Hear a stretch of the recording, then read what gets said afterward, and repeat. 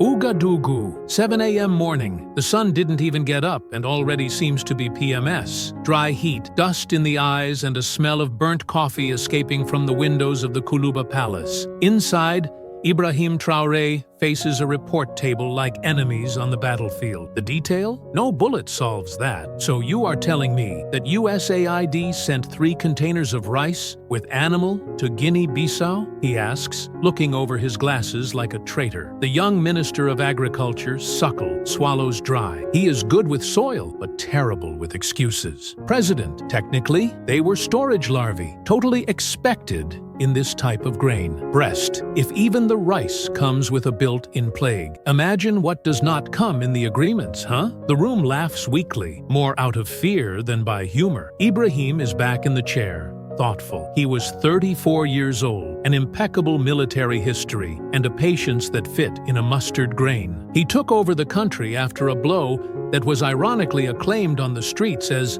liberation. Now I wanted more than covering NGO whole. I wanted autonomy. I wanted to plant. That's when he came up with the most crazy idea, and more Burchinense, from his management. Let's plant rice. Not for us. For others. Let's replace USAID. Silence. Mamadou blinked 3 times, as if he tried to decode a metaphor. Do you want export rice? Exactly. Let's feed Africa with African rice. Our rice. If we achieve this, no one else will look at us as dependents. They will look like a solution. Meanwhile, on the other side of the ocean, in a corporate glacial mode-made room, Donald Trump watches a report from Al Jazeera with frown. The reporter talks about Burkina Faso's agricultural revolution, while images show tractors, silos, and women planting in almost poetic synchrony. Burkina. What? He mutters, as if the name was a curse in Klingon. Your advisor, Blake, tries to explain, President Trump, they are really exporting rice. It seems that countries like Mali, Niger, and even Sierra Leone are buying from them now, without going through any American agency. Trump slaps the table. The coffee spills, but no one dare to clean it. This is agricultural sabotage. It is war without missiles. We send help for decades, and now this kid decides to replace us with rice. He bites his lower lip, then releases a sentence that would make any diplomat lose his sleep. Say to prepare a press conference. I'll talk about it today. Back in Ouagadougou, Ibrahim receives an urgent connection from his head of communication, the acid and brilliant Aïcha. President, I just saw the prior pronouncement of Trump. He will name you nominally, with sarcasm. What kind of sarcasm? The country hole that thinks is a 5-star restaurant. He gives a slight smile. Excellent. This means that we are on the right track. Aïcha laughs. Or that he's hungry. Irkitudi. But while rice begins to circulate in new ways, and the eyes of the world turn to the young president, an anonymous figure watches from afar. An expatriated American journalist, former USAID employee, with a past she would rather forget, and a growing desire to understand why. After all, this Traoré is taking the sleep of Washington. She already has a ticket purchased for, or Ouagadougou, and a crawled question, what if he's really right? She had no patience for humanitarian impact meetings with vegan cookie and colorful PowerPoints. Since leaving USAID, or was kindly invited to take a sabbatical time after a public disagreement with a corrupt director, Claire Donovan was between 2 decisions: becoming cheap wine sommelier or exploding some international hypocrisy with a well-written report. Chose the second, with taste. Claire landed in Ouagadougou on Thursday, using wrinkled jeans, an analog recorder, because who is afraid of an old microphone is a liar, and a hesitant Frenchman who turns please into problem. He was 38 years old. Sharp irony and a face of those who have already lost friends for nobler causes than humanitarian aid spreadsheets. In immigration, saying he was an investigative journalist, the agent only lifted his eyebrow and commented, "Bon courage." She answered with a crooked smile, "I'll need it." On the same day, at the Ministry of Communication, Aïcha reviewed the first covers of international newspapers. Burkina Faso challenges the US with homemade rice. Traoré, populism or African pragmatism? The rice that Trump can't swallow. The latter is good, she said, laughing with a mixture of sarcasm and tension. Ibrahim Traoré, sitting on a solid wood bench in the palace garden, heard in silence. The problem is not rice, Aisha. It is the symbol. They think food is a control currency, and we took it out of them. Are you sure it won't climb? Of course it will climb, but now they will have to explain themselves. Claire was able to mark an interview with one of the export plan economists. Young, idealistic, full of phrases such as decolonial food revolution and global South protagonism. Okay, everything is beautiful, she interrupted. But what if you work out? Have you thought about the price of this? The boy was mute. Claire smiled. Because going wrong is expected. Now, when the underestimated wins, the owners of the game Piram. On Friday, CNN released a bomb. A leaked report stated that Burkina Faso was receiving fertilizers from Russia in exchange for diplomatic support. The insinuation was clear. Rice, yes, but with geopolitical additive. In the presidential cabinet, Mamadou came out. Sir, this will get bad. They are saying that their rice is Russian. Ibrahim raised an eyebrow. As if the USAID is blessed by the Pope? Aicha entered the room with his cell phone in his hand. And there's more. The American journalist, Claire something, you are asking if you can interview you about the rice? Above all, she wants to know why you are so dangerous for Washington being alone. A rice planter. He thought for 2 seconds. Bran, but warns that I do not give answers with sugar and not with filter. On Claire's cell phone screen, a new audio arrived from an anonymous source inside USAID. They don't want Burkina to work out. If this plan works, other countries will follow. And that kills the dependency model. She took a deep breath. There was something bigger than I thought. And perhaps, for the first time in a long time, it was on the right side of the story. There was only one question left. How far is he willing to go through this rice? Claire Donovan woke up with 2 mosquitoes killed on the hotel wall and a mobile notification. Interview confirmed. Today, 16:00, Kuluba Palace. Bring only recorder. No camera. No drama. Aicha, she laughed. No drama. In Burkina Faso, nothing was free of drama, nor the rice. He went down to the hotel breakfast and ignored the international buffet. He took the local rice with peanut sauce and thought, if this is part of the revolution, I'm inside. But something in the room bothered her. A man of poorly cut suit read a newspaper in the opposite. Yes, literally, the head letters down. He looked at her more than printed. Agent? Curious? Or just a functional idiot? Claire had learned to recognize the 3, and were usually the same person in different costume. T.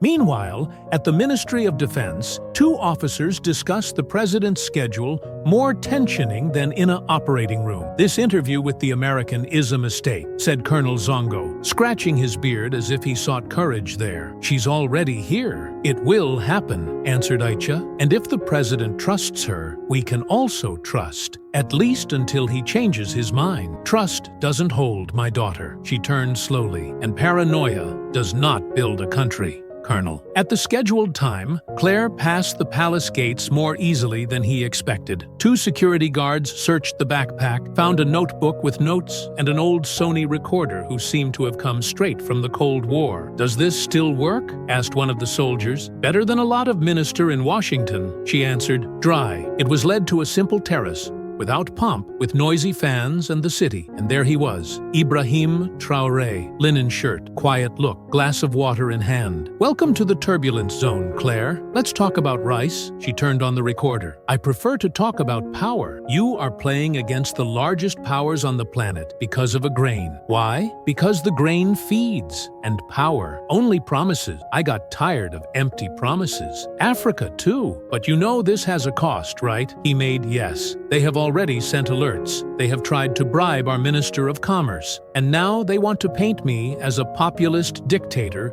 with socialist trends. Original, right? She didn't answer. Let him speak. And he said, about independence, sabotage disguised as help, agreements with the devil disguised as a diplomat. Claire felt that she was listening to something big, much larger than an agricultural plan. On the way out of the palace, she decided to walk to the hotel. I needed to think, reflect, but it was followed. At the corner of Rue 34, the same man in the newspaper appeared again, only this time without a newspaper. And with a cold smile. "Miss Donovan, good interview?" She stopped. He looked straight into his eyes. "Who sent you?" "Someone who prefers certain audios are not published, especially if they involve USAID's old contracts. So it's true. Are you afraid of Rice?" "No, we are afraid of what comes with him. Too much independence scares the collar's suppliers." He delivered a brown envelope and disappeared in the crowd. Claire opened right there. Inside, copies of USAID contracts with technical interference, clauses in agricultural policies in African countries, documents that no one outside of Washington should see. She looked around, swallowed, and thought aloud, "I'm getting into my neck. And maybe it's too late to leave." Claire didn't sleep that night. Neither the fault of the mosquitoes, the heat, the fan that sounded like a drone about to fall. It was the content of the envelope that kept her awake. Contracts with such cynical clauses that they would make any moralistic vomit breakfast. Clause 17b. The beneficiary country is committed not to develop parallel agricultural systems that compete with the agency's approved methods or suppliers. Translating, help, yes, as long as you never grow up without us. She sent the copies to 2 former colleagues in the US with simple audio. "If I disappear, publish everything, and let me know my mother that I finally did something useful." The next morning, he woke up with the news on The Intercept, Deutsche Welle, and in versions translated even in Le Monde Afrique. Documents reveal how USAID controls African agricultural policies with iron hand and philanthropy glove. Burkina Faso became a worldwide trending topic. In the palace, Ibrahim read the news on his cell phone with the serenity of those who already predicted the fire. "The empire has just punched the stomach of Rice," said Aisha, entering the face of those who slept less than Claire. "And now they'll hit it back," he added. They started. "The American embassy has just temporarily suspending the Technical Cooperation Program." "Ponder, this is the cute name for diplomatic espionage, right?" She nodded without smiling. "We also had 2 saboteurs arrested trying to invade the distribution center in Bobo Dioulasso." "What nationality?" "One with French passport, the other Canadian. But the 2 spoke English with Texas accent." Ibrahim looked at the horizon, thoughtful. "The question is not if will try to stop us. The question is, who inside will help them?" Chakin. That afternoon, Claire was called back to the palace. "Do you have any idea what you just did?" asked Aisha,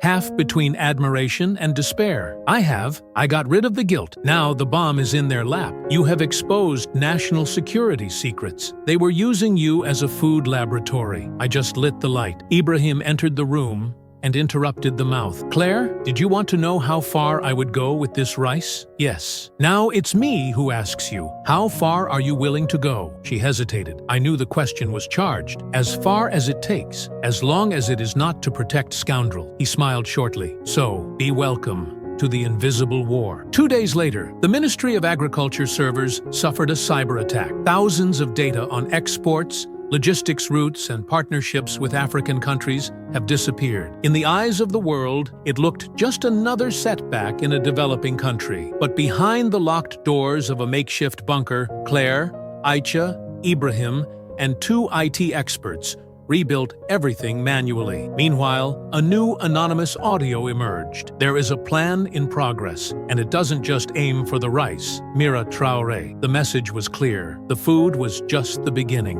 Now the target was man himself. Burkina Faso was silent, but it was the kind of silence that comes before the crash. Behind the scenes of the government, paranoia was no longer an option. It was a protocol. Ibrahim had sent the entire team nearby, exchanged cell phones, restricted accesses, and, the most worrying, began to suspect people who once called a brother. Claire was walking down the narrow corridor of the Ministry of Information with the feeling that at any time someone would try to make her disappear or offer a position as a dollar salary consultant. Both options came from the same source: fear. "You went too far," said Aisha, opening the door of the meeting room. "There are people in here who sees you as a greater threat than Trump. I'm not here to be good. I'm here to show that they have never been. Then, get ready, because there is a part of the army that no longer wants to show anything, want to erase." She threw a dossier over 200 pages on the table. It was found on a colonel's computer. Name: Operation Gargalo. What the hell is that? An internal destabilization plan. It started with a false accusation of corruption against Traoré and ended with a helicopter accident. Claire swallowed dry. The rice was just the bait. The main course has always been the power. That night, Ibrahim summoned an emergency meeting with his nearest team. Without cell phones, no document, no protocol, just a round table and heavy looks. "Someone inside wants to see me fall. I don't need evidence. I need courage," he said, looking at one in his eyes. Mamadou, the Minister of Agriculture, deviated his gaze. It was weird for days, sweaty, scattered, and discreetly annoyed by Claire's presence. "Do you have something to say, suckled?" asked Ibrahim. "I have. With all due respect, President, maybe all this exposure, this journalist, this war against the US, be too far away. We are losing allies." "What allies? Those who sent rotten rice and wanted to stop us from planting? Those who kept the country standing?" Ibrahim hit the table with his palm open. Silence. "The country is just standing now because it has stopped kneeling. If you think you should kneel again, suckled, you have already made your choice." Mamadou didn't answer, but Claire saw. His gaze was those who had already crossed the line and only expected the right time to push someone in the abyss. 2 hours later, an audio leaked to the French press. In it, an alleged voice of Ibrahim spoke of breaking diplomatic agreements and ignoring food security treated fake, artificial, but enough to provoke international reactions. In less than 24 hours, ambassadors from 5 countries suspended their operations in the country. Aicha listened to the audio 5 times, and Doug, that voice was generated, deepfake, with an accent that is not even from Ibrahim. He never says, "break treaty." He says, "tear paper." Remember? Claire sighed. It doesn't matter. The world wants an excuse to overthrow it, and now they think they have one. The next morning, a military surveillance helicopter fell 40 km from the capital. Officially, technical failure. Unofficially, one of the crew was a member of Ibrahim's personal security team, and he had been removed from the mission at the last minute by Mamadou's decision. Ibrahim was silent for a few seconds. Then he turned to Claire and said, without irony, without pose, just exhausted, "They won't kill me because of rice. They will kill me for showing that we can live without them." And then looked at the horizon and added, "But if it's to fall, I'll fall, and with full belly." The country was on the edge. Local radios spoke of conspiracy, African Twitter was boiling, and international markets treated Burkina Faso as a republic-disguised time bomb. That morning, Claire woke up with a notification on her cell phone that made her freeze. Urgent. President Ibrahim Traoré does not attend the meeting with Sahel leaders. Fontes speak of disappearance. She threw her cell phone on the bed and ran. In half an hour, I was in the palace. But there, silence. Nervous soldiers, closed gates, and no Aicha in sight. Inside, Ibrahim was locked in a room without windows. He knew the blow was underway. Mamadou had appeared hours earlier with 2 armed military and one disgusting proposal: renounce, disappear, and live safely, or resist and become rice martyr. "You always had vision, suckle, but it lacked courage," said Ibrahim, leaning against the wall. "I had realism. What you are doing here is geopolitical suicide. No, what you are doing is gourmet servitude, and with a taste of a traitor." The soldiers hesitated. They had no courage to shoot. Mamadou knew that. "Take it. Make it look like an accident." But then, the unexpected. Claire appeared at the gate with Aicha and a pen drive. Inside, a video, recorded by Ibrahim days earlier, predicting exactly this scenario. A direct, strong, and filter speech. "If you are seeing this, they mean that they tried to shut up. But I already said, I already showed. We do not need the permission of anyone to feed our people. If fighting for it costs me, but no, rice was never the enemy. The enemy is the fear of being owned of our own hunger." The video leaked. It was transmitted by local radios, shared by allied journalists, and viralized. People on the streets, protests, Screams of "no rice blow" echoed even inside the barracks. The hesitant soldiers turned the key. They locked breastfeeding in their own trap and released Ibrahim. That night, he appeared on a national network, deep, dark circles, wrinkled shirt, but alive. They tried to knock me down with sabotage, fear, and imported flour. Failed. It didn't shout it. Did not ask for rematch. He ordered land, seeds, and patience. The rice would continue, stronger. De Clercq was in the country another 3 months. He interviewed farmers, students, truck drivers who crossed borders with Burkina Faso flag, printed bags. When he returned to the U.S., he was received with an ugly face in immigration and an ugly face in the newsroom. But her article, "The Rice That Challenged the White House," won awards she didn't even know existed. She never worked for any NGOs. And Ibrahim, he continued to walk the tightrope between idealism and pragmatism. But one thing has changed. Now, when sitting with heads of state, no one offered food help, offered trade agreement. Because Burchinense rice, simple, honest, and without diplomatic larvae, had become a symbol of something bigger. The bold idea that, yes, Africa can feed alone. And that, my friend, not even Trump could swallow.